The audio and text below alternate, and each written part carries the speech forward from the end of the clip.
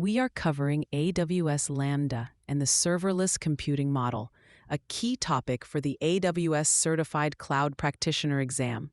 The term serverless is a frequent point of confusion and a favorite for exam questions.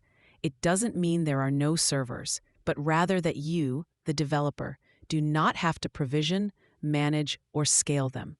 AWS handles all of that underlying infrastructure management for you.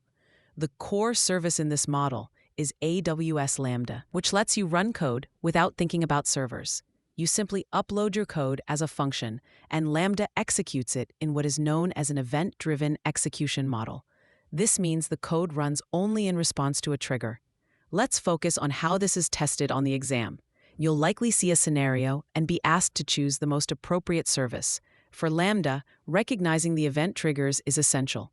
A classic example is creating a serverless API backend. An HTTP request comes to an Amazon API gateway endpoint, which then acts as a trigger to invoke your Lambda function to process the request.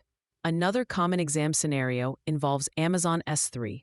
Imagine a workflow where you need to automatically create a thumbnail every time the user uploads an image to an S3 bucket. The correct solution would be to configure an S3 event notification to trigger a Lambda function that performs the image resizing. Similarly, with a database like Amazon DynamoDB, a question might describe a need to perform an action whenever a new item is added to a table. The answer involves using DynamoDB streams to trigger a Lambda function. Understanding the cost model is absolutely critical for the cloud practitioner exam. With Lambda, you pay for two main things: the number of requests, or invocations, and the duration your code runs, which is measured in milliseconds. This pay-per-use model is a fundamental difference from an EC2 instance, where you pay for the instance to be running, regardless of whether it's busy or idle. The exam will test this concept by presenting a workload with infrequent or unpredictable traffic. In such cases, Lambda is almost always the most cost-effective solution because you are not charged when your code isn't running. However, you must be aware of the common exam traps related to Lambda's limitations. The most important one is the maximum execution timeout, which is 900 seconds, or 15 minutes. An exam question might describe a long-running data processing job that takes an hour to complete. While the job might be event-driven, Lambda is the incorrect choice because it will time out before finishing.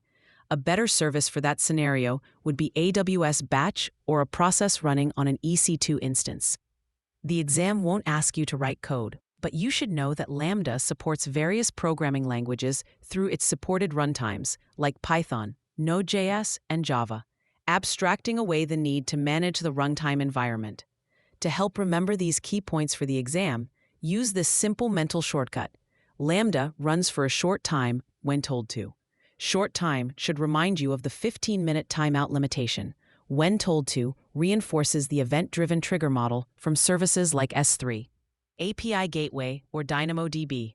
Recognizing these core patterns, event triggers, short duration, and pay-per-use pricing, is the key to correctly answering serverless questions on the AWS CCP exam.